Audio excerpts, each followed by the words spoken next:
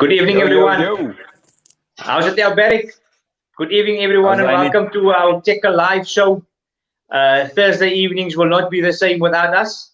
So here we are again on our show. So a greetings to each and everyone across the Western Cape, across South Africa, and also those watching from abroad. It's great to have you back. Warrick, how's things in Cape Town?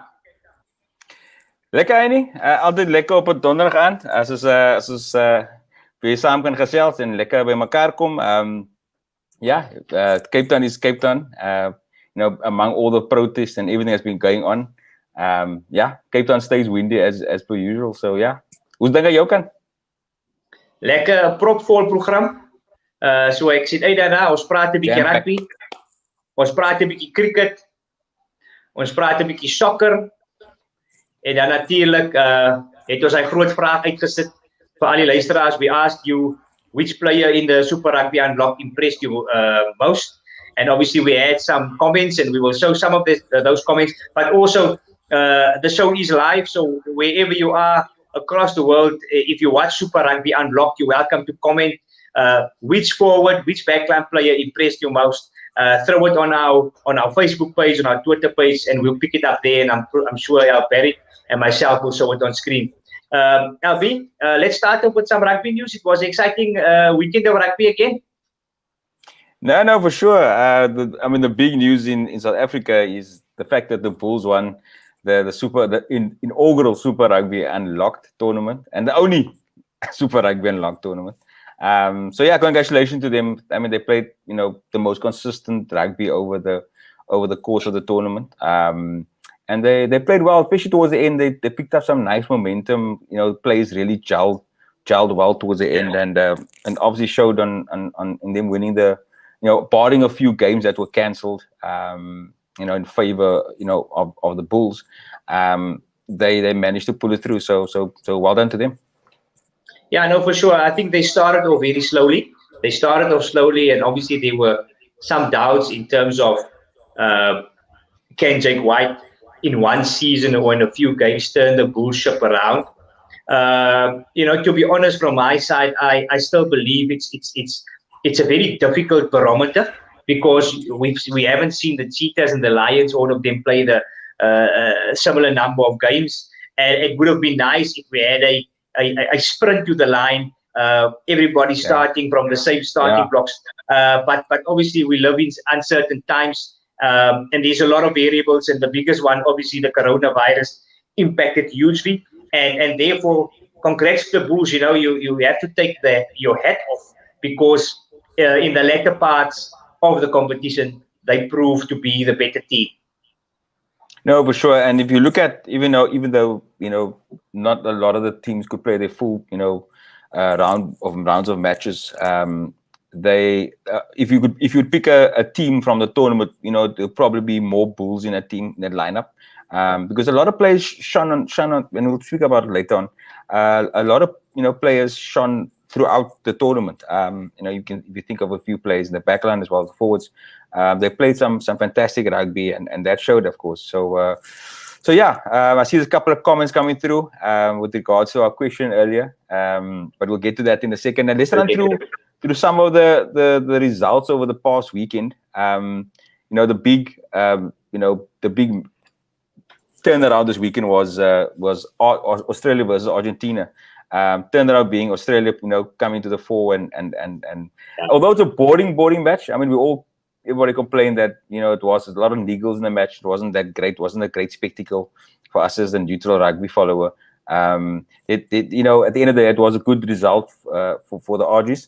At the same time, you would almost put the All Blacks, despite what's been going on in the tournament, you almost put them to possibly steal it.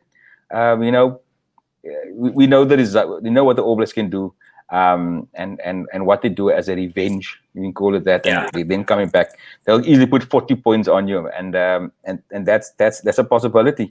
And if that does happen, they could possibly win the tournament. So big up to them for being in that position at least. Yeah, no, we can have a sneak peek at some of the fixtures that we have there. Yeah. The New Zealand obviously playing the Argentines, and it's payback time. Very big time. New Big Zealand time. on the verge of losing three games in a row. I don't think I've witnessed that before, but they are on the verge of losing three games back to back. Will it happen? I'm not going to even try and predict this one, because I have been quite wrong over the last few weeks.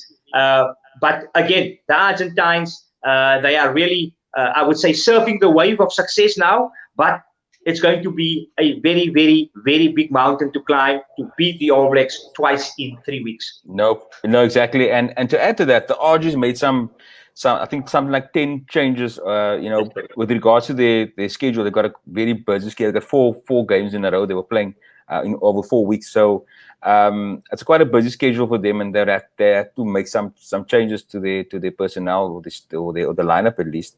But with that said, I don't see the All Blacks making the same mistakes again. Even though they are going through a bit of a slump at the moment, they're too good a team to let the RGs run them over a second time around. So guys, give us your impression of that fixture. It was a tight fixture. I think at the end of the day, the draw between Australia, Argentina, obviously, was the draw? Yeah, vervelige draw nog, by the way, ook nog. It wasn't a great draw. It's a vervelige draw geweest. Yeah, I remember deadlock. But I zoomed into, and I just want to have I see a comment there from Furlong. We'll get to it now. Yeah, Barry, did you see the discussion between at the time between the referee and the Australian captain? That really amused me, because it seemed to be at one time the referee wanted to get recognition for his call, and he obviously asked the Australian captain, are you happy? Are you happy with my decision? I've made my decision. I'm not going to entertain you anymore, because the game was on a knife edge, and it seemed to be both captains. They were trying to get into the mind of the referee, because they knew that a penalty here or a missed opportunity by the ref, or maybe even a controversial call could swing the game. So it was so close. Like you said, not a proper rugby game, but we could see that on both sides. Not only the captains, you had players, and there was a lot of niggles off the ball, and the referee tried to get control. But I was very amused by the fact that he had such a long conversation with Michael Hooper. No, exactly, and it just showed the state of the match, how tense it was, and that just showed it came down to that final moments of the game. Swinging the referee in your favor or not. But I mean, if you look at the previous week and how Pablo Montero played and how phenomenal he was against the All Blacks. He was. I mean, this game around, he was just kind of, I won't say poor in performance, but just poor in attitude. The way he would pull players, by the hair, or just being niggly off the ball, doing his antics that really not as uncalled for in a game like that. And a lot of times the Wallabies kind of played into that, and that's possibly why they ended up drawing. I mean, you never want to draw any game against an opposing team on your home ground. So yeah, that was kind of, from my side, was kind of poor from Pablo's side. But yeah, the RGs have been playing like that all the years, and it was no surprise. And the All Blacks fell for that 2 weeks ago, and I don't think they will fall for that this time around. Let's hope so. And then obviously the Super Rugby unlocked, it now transforms into what we know very well for many, many years, the Currie Cup. Yeah. And we have a few mouth-watering fixtures, and the biggest one of them all will be the talking point, I'm pretty sure, on social media as well. We've got the Sharks playing the Pumas, the Griquas playing the Lions, and I must say a well-rested Lions, and not well-rested because of their own accord, but circumstances. Obviously, they have a few less key kilometers on the clock, and then the big one, North versus South. I'm pretty excited for this game. I see VP this time, in die blou en wit strepe van die VP. Hulle speel teen die Bulls. Die einste. Kijk, as hy maar It's going to be a ripper. It's going to be a ripper. It's going to be close. Nee, natuurlijk. Kijk, as hy man en hy streeptree aantrek is the ander story, guys. I mean, we're talking about we're talking about decades of tradition that comes into that game. And I mean, the North versus South derby, has been one of the main fixtures for many a year. And I don't see it being any different this coming weekend. Again, empty Newlands. The Bulls are probably used to playing in an empty stadium. We are not. So the Bulls would possibly be favored for that game. But yeah, look, it's a new tournament. Let's hope the Western Province management can take some lessons out of Super Rugby Unlocked and looking at that game against the Bulls and Loftus, see where they can actually improve. Because there was a lot of room for improvement after that game. No, for sure, guys. So there you have the fixes. For those of you tuned in, let's have a banter about the Western Province and the Bulls. The Bulls, obviously, newly crowned Super Rugby Unlocked champions. They come to Cape Town, a strengthened Western Province team. Who do you think will win this game? It's vital for both teams to obviously just mentally get the Currie Cup. Although we've merged, it's vital for the Currie Cup. For both teams to get onto a winning start. Ek sien daar Furlow sê ek wil hê die VP met die Bulls wen. Bulls are worse well done, than the Liverpool Indians. Verwaan. Now listen, Furlow, I'm telling you, I'm not a Western Province or a Bull supporter, but I think for me, I think it's going to be a very close game, Warrick.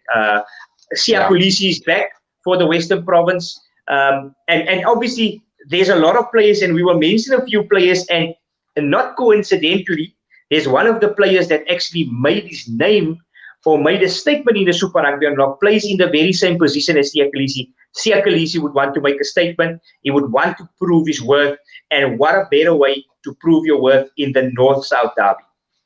No, for sure, and that's a massive stage to be on and to prove yourself. From the two teams, Western Province do have a lot to prove, and they've got the players we know in the beginning of the tournament already. We looked at how many Springboks they had on their side, and you would obviously put them to win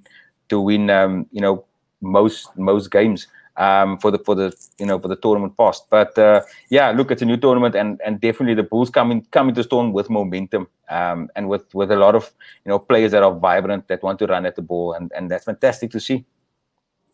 Yeah, we've got George Fransman saying, Furlow, stop it. It seems to be George probably being a Bull supporter there. Clearly. It's mixed feelings. And I'll tell you what, if we go into a poll now, live, we will probably see this game. If we call Western Province or Bulls, it's going to be very 50-50. Because traditionally, Warrick, you would have a Sharks BP derby, you would have a Vrystaat Lions derby. Yeah. But the big one traditionally, we all remember, we all recall, we all reminisce about a Western Province versus Noord Transvaal, or in this case, Blue Bulls derby. We all reminisce, we remember that this is the big one for South African rugby. And the history says, I mean, if you look at over the 20 years of Currie Cup, the last 20 years, the Bulls have shown a bit of top. So not 20, maybe 15 years. The Bulls have shown a bit of more dominance over the Western Province. But I mean, the Western Province is shows a long line of trophies that they can brag about. So let's hope it bodes well for them going into this game. I think William Brentje saying, at the moment I think the Bulls have it by 12. Western Province needs a creative 12 like Barry McDonald in his prime. I think Barry is probably I remember Barry McDonald playing many years back. But surely I think William has got a point here, Barry. Ricus Pretorius, Du Plessis, we spoke about it, but they're not clicking at the moment. Hopefully they'll play together for a while, and hopefully that becomes better. Ruanel is in the squad. I'm not sure what the plans is with Ruanel, but obviously you would want to see that center combination of Pretorius and Du Plessis. They need to become better, because on the Blue Bull side you had Cornell that became a 12 center. They haven't played with Stedman Gans at all in a 12-13 combination. They just took to it's going to be a pun now, took to a duck like water.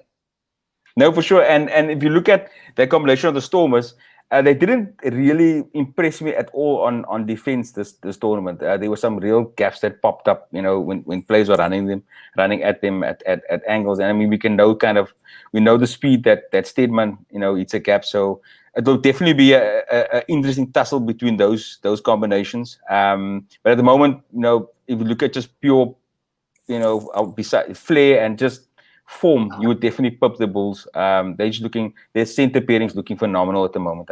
From my side at least. No, for sure. Larry says Lions by 30.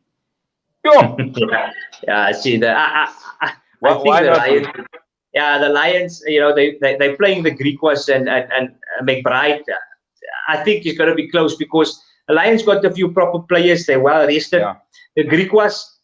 Warm and coat again. They played well in certain parts of the Super Rugby Unlocked. For certain halves, they showed some promise, but just not coming through. There's something not clicking. There's something not gelling.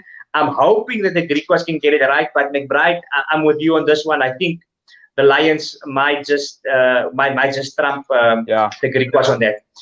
Obviously, while we take some more comments on the Currie Cup, and I know there's a lot of comments, we'll try and run through them. That was the request. We need to show more comments. Alberic, we asked the question, which rugby player impressed you most in the Super Rugby Unlocked?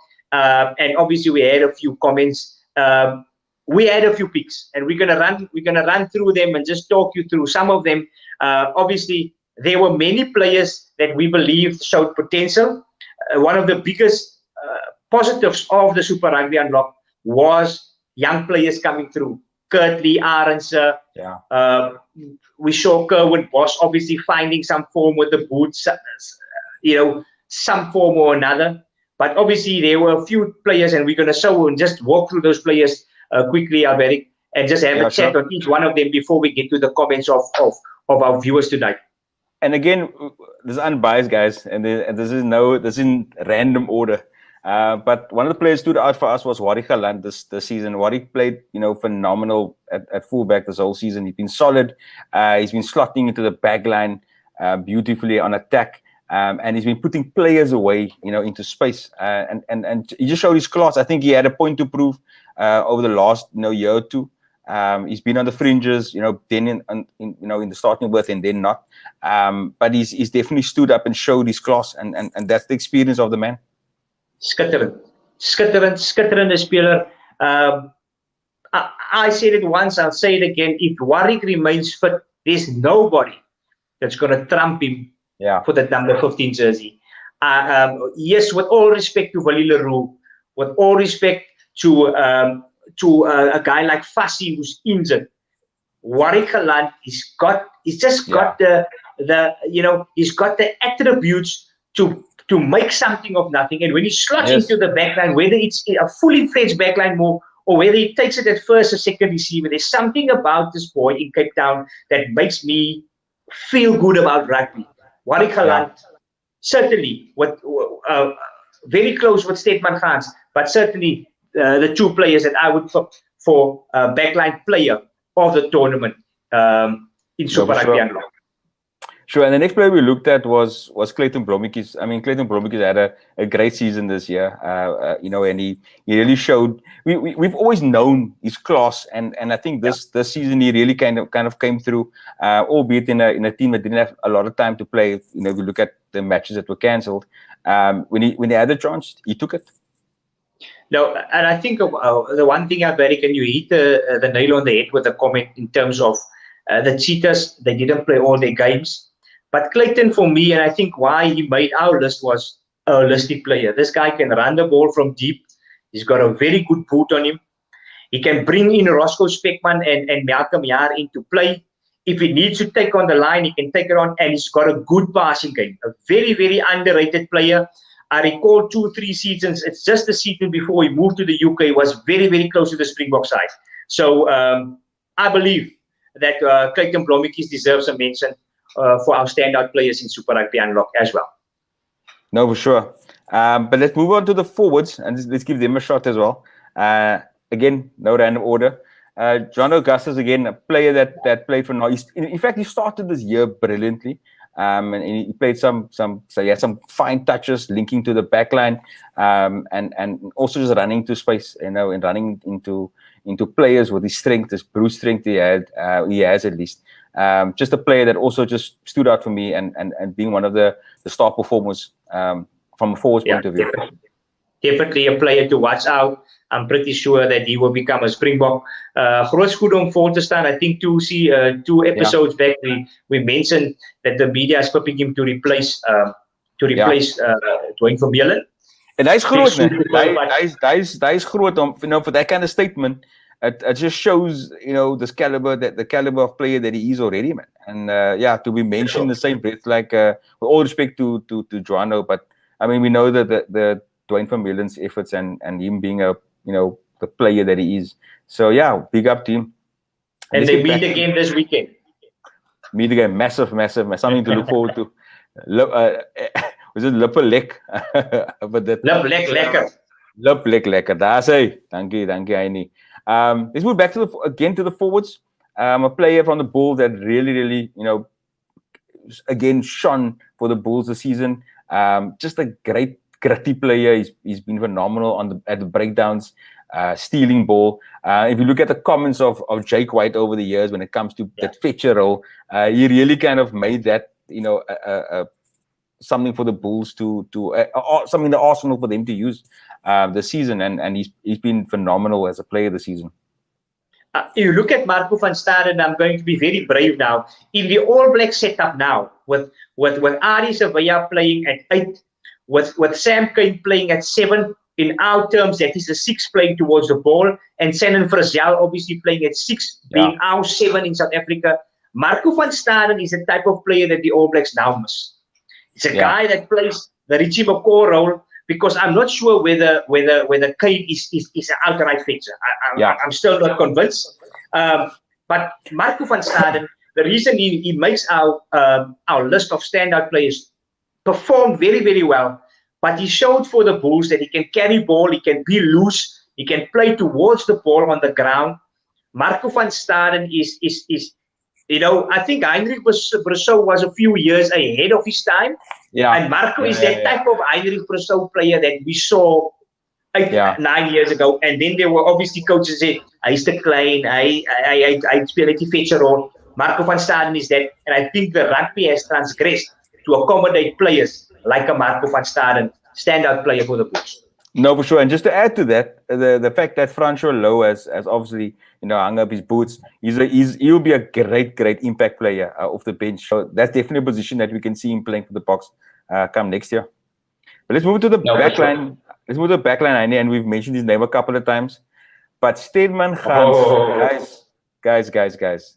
Klaas already. We should actually put his name, Staden Klaas Gans. He's been brilliant. He's just been a player. Exciting to watch. He's been the same mold when he gets the ball. It's the same kind of excitement you get when you see Ches and Colby getting the ball.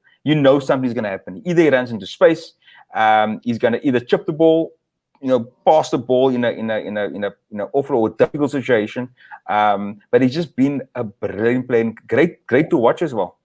No, for sure. And we see on the social media feed as well, there's a lot of people speaking about the players that has made the transition from 7s to 15s. Now, I'll tell you something about Staden Gans, Cornel Hendricks, Roscoe Speckman, the players that have played. You also saw it in Werner Kok for the Sharks. Yeah. The work they do off the ball, they almost hit the space before they get the ball, and that is typically 7s. You do the hard work, and die Afrikaanse man sê, jy's klaar in die gat voor jy die bal kry. Die ou moet net vir jou die bal daarso pas. And then obviously the other thing that obviously comes to mind, and that Kurt Lee Arends does it very well. When the space closes down, wanneer dinge tight raak, he's got the ability to make the right decisions. Yeah. Sometimes, do I stay on the outside, or do I come inside? Do I pass back inside, or do I keep the ball? 9 out of 10, the 7 players, they just make the right decisions. And I think it is not a coincidence.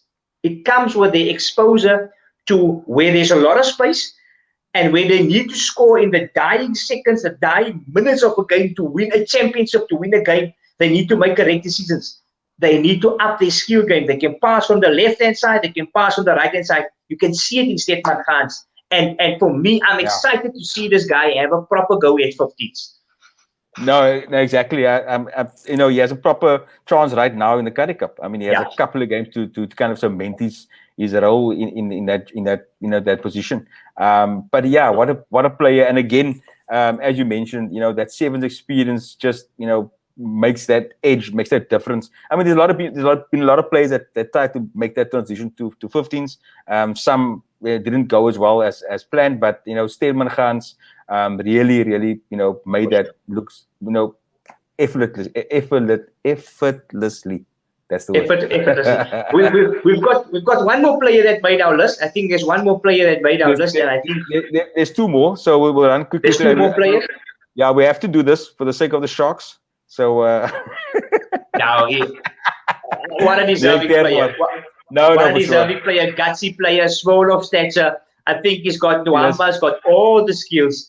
He's got the temperament. I'll tell you what, Warrick, he reminds me a lot about Faf de Klerk. And I'll be honest and brutally honest, I wasn't a Faf de Klerk lover. I thought Faf de Klerk is speeding up the game too much. He's really playing tempo rugby, and there's times that Faf de Klerk needs to slow it down. Yeah. It comes with time.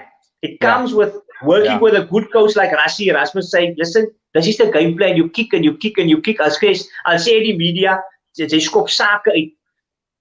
You kick because it's our game plan. Faf de Klerk improved and now obviously can boast as one of the best scrum halves in the world. I see a lot of Sanele in or a lot of Faf in Sanele with time. He's going to be as good as a Yankees. No, that is for sure. No, for sure. And if you look at even the games that he did play against the more established scrum halves, the Ivan van Sales and the Herschel them and all those guys. In fact, he didn't play against Herschel this tournament, but you could definitely. In fact, he played in the green versus gold against Herschel. I'm not mistaken. Yeah, you're right. He actually, it was one or two opportunities where he had Herschel's number, not directly. But he had opportunities where he could definitely show that he played very well in that game. He played very well. Yeah. He played very well. Yeah. He played very well. And he shows that grittiness, that typical scrum off, almost Joos van der Westhuizen, kind of attitude towards being a scrum off, and that's great to see. It definitely helped the Sharks this year. I mean, towards the end of the tournament, they definitely picked up some momentum, and that's also due to him. Yeah, no, for sure. Moving on swiftly, we've got one more player. Yeah, we've got one more player, and obviously, Wandisile Simelane. Sure. What more can I say? Right? Yeah. I think playing in that Lions backline obviously worked. We didn't see the Lions play their full complement of fixtures, but there were also rumors now, Warrick, linking him to a move abroad. Gaan put this man. Yeah. Look, when Wandisile picked up towards the end of the tournament again, it was a game against the Sharks, if I'm not mistaken. But he played some great rugby and also showed his class. We knew him to be one of these players to watch at the beginning of the tournament, and he lived up to it. He's been great on defense. He's been able to slot into a line brilliantly, or at least on attack. And his offload, his passing was brilliant. Typical skills of a perfect center. So definitely a player to watch, and definitely a player to watch in the green and gold one day. Notice some number 13 centers. There's a Staden Gans, Wandisile, and then obviously we haven't even spoken about the number one in that position, who is obviously Lucanio Am. But guys, those are the players that made our list. I can see there's a lot of. Warrick, let's just show a few comments quickly. Let's see if we can squeeze them in there. We've got Clayton Blommetjies, Staden Gans, Augustus Trokkies, geboren Makwalandse. Clayton is actually a usual subscriber to our channel, and he's from Holland, but he is obviously born and bred in Makwaland. So Clayton, thanks for your comment. Definitely Staden. And then William, die flank van die Griek was met die polisman snor. Ja. I also forgot his name. I know exactly who William is talking about. A great player in a losing team. He actually caught my eye a lot. And yes, that flank forward definitely of the Greek was along with the scrum half. I think the scrum half is Zach Berger. Yes. He also obviously in a losing cause did very, very well. So there we have some of the comments. Yeah, very. We've got Dr. Wilbur Kraak, obviously a sports scientist. He's saying Deandre Rudolph, and then he mentioned Stedman Gans there. We've got Johannes Dumpy saying Marco van Staden and Stedman Gans. Like we anticipated, Stedman, the standout players. And follow there, obviously a very, very interesting comment. He says, it's not one person, but he specifically mentions, Alberic, the transition. What impressed me was the way the guys from the 7th Circuit adapted so quick. He mentions how they adapted so quickly and the impact they've made on the 15th code. I need to actually compliment Furlow for that comment. And I think earlier in the show, I've also touched on it. It actually amazes me because it's two different codes, but here you have a versatile enough player to move from a game where there's only 7 players in my opposition team to 15 players, and I still make a success out of it. It's actually brilliant. Look, that shows the truth. I mean, we spoke about this over the last few episodes when we mentioned Staden Gans, that transition from 7s to 15s. Not all the players not everybody can do that. And he's just been one of the few players that could make that shift. If you look at, for example, Siobela Senatla at the Stormers as well, he struggled to find his feet. We know the class player that he is, and maybe the structures wasn't there for him to play him properly at the time. But we know the player that he is. But with that said, again with the tradition of the Blue Bulls and the way they play, and obviously Jake White, bringing that heavy forward pack into play, and then having the backline dance a bit. That suited Stedman Gans, like a glove. So big up team and big up team for taking that chance. No, for sure. Guys, thanks a lot so much for your comments that came in. If we ever had to give a trophy, looking at the feet there, Stedman Gans would probably take it. Yeah, no, for sure. It seems to be that, I can see the comments there all the way from as well. Just saying it's Stedman Gans all the way. We asked for a forward and a back, but some of the guys are saying the background players, and it says Stedman Gans obviously walking away with most of the comments. Yeah, no, for sure. It seems the forwards are still in the forwards haven't been decided yet. There's no conclusive evidence yet. We can see Johanno Gass's name being mentioned, obviously Marco van Staden. But yeah, those two players again, as we mentioned earlier, those two players did stand out for us. It's good to see the youth coming through and the players coming through. It's amazing to see, and it just bodes well for us for the Springboks at least. No, for sure. Guys, thanks so much for all the comments on our question. We promised that we're going to talk some cricket, and we're briefly just going to have a brief chat on this. Tomorrow, we will have South Africa playing England in the very first T20 game. Obviously, they are in the country, the English. For me, obviously, one of the better sides in world cricket, if not the number one side. England, India would obviously say, no, we're still here. But England, always a very, very good side. And tomorrow at Newlands, they will play South Africa in the very first match of the tour. Going to be tough for South Africa, obviously coming off lockdown. But the benefit, some of our players, they were exposed at the IPL and they had some cricket under the belt. It's all about executing tomorrow and coming together as a team. No, exactly, and I mean the Proteas have a lot to show, especially over the last year or two, in terms of their performances. So they'll definitely want to come out and prove that they are the team to be reckoned with. But yeah, something that's just interesting. It's the new name of Newlands Stadium, and I just want to know if you can say it fast. 6 Gun Grill Newlands. Can you say 6 Gun Grill Newlands in Cape Town? 6 Gun Grill.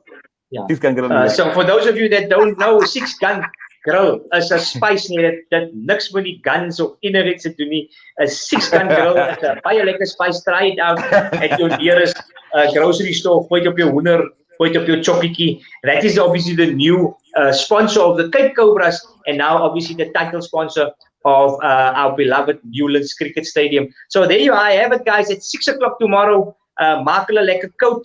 Dat gaan sommer 'n lekker cricket wedstryd wees. And I picked the Proteas to come good in the very first game against England. Kom ons hoop Quinton de Kock en sy manne is sommer vuurwarm. And obviously we saw Quinton de Kock hitting some form and hitting his stride. Unfortunately, fell short in the IPL, but some of our players like Kagiso Rabada, they had a very good IPL season, and hopefully they can convert that against the English in this series. No, for sure. And I just want to read one of the comments that came through from Roswin Kombrink. Die Engelse span gaan weer die vloer vee met die Proteas. Roswin. Baie dankie vir dit. Hy is al die pad van Sussex. Hy bly seker in Sussex of Essex. Listen, but if you look at if you look Roswin, and I think Roswin is specifically looking at the players that the English brought along. No, for sure. Many of them ranked as the best in the business in the world. So obviously, the Proteas at home, surely we need to be the favorites, but the English have shown over the last couple of years, I say in the shorter format, they can go toe-to-toe with India anytime. So South Africa need to be at their best, at their very best. Anders kan het 'n lang middag op Nieuweland raak. Nee, verseker, and let's hope it doesn't. Let's hope it doesn't. Sure. So guys, let's back the Proteas tomorrow. Obviously the series starts tomorrow, but there's many more cricket to play. Unfortunately, again, ons kan nie tickets koop om te gaan kyk nie, but we can obviously support them in many other ways. So let's back our boykies and let's hope the Proteas comes good. We're gonna obviously end up our show with some sad news. One of the best, if not the very best player in the world in soccer has left us yesterday at the age of 60. Diego Maradona passes away. What a player, what a legend. And we obviously saw the Argentines, but across the world, players young and old, paying tribute to which I believe is the best player to have ever set foot on a soccer field. No, I mean, Diego Maradona, I mean, we grew up with that name, and just his antics on the fields, being one of the best players that ever, graced the soccer pitch. And even though his life has been marred by a lot of controversies and off the field, happenings, he always had that, respect from a lot of players.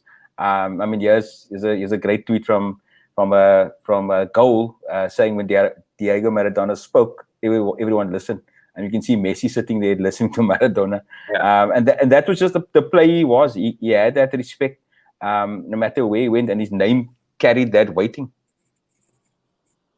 There we have it. Diego Maradona, obviously there lifting the trophy. We also know he was also involved in a controversial decision where he scored a goal using his hand, and a lot of slogans and jargons came from that game. But what a player! You need to say that ons het nou vir Ronaldo, ons het vir Lionel Messi, but there was a Diego Maradona that entertained generations. And obviously, if you look on YouTube, you would find some of his clips. His ability with the soccer ball, irrespective of some of the negative publicity. As an athlete, as a standout player in his field, he was one of the best, and in my opinion, the very best that have played the game to date. Yeah, no, for sure. And hats off to a career that has really, made. I mean, even in this picture, you can see, fans in Syria, even though they have war happening in Syria, they still took out the time to pay homage to Maradona. Just a phenomenal player, and just one of the first superstars, I would say, of the modern game. There we have it, guys. Diego Maradona, may his soul rest in peace. We thank him for his entertainment over the years on the soccer field, lately as a coach, and our condolences goes out to his family, his friends, his ex-teammates, the whole of Argentina, and the whole of the soccer fraternity from Tekkel Chat. our sincere condolences, and may his legacy live on for many, many years to come.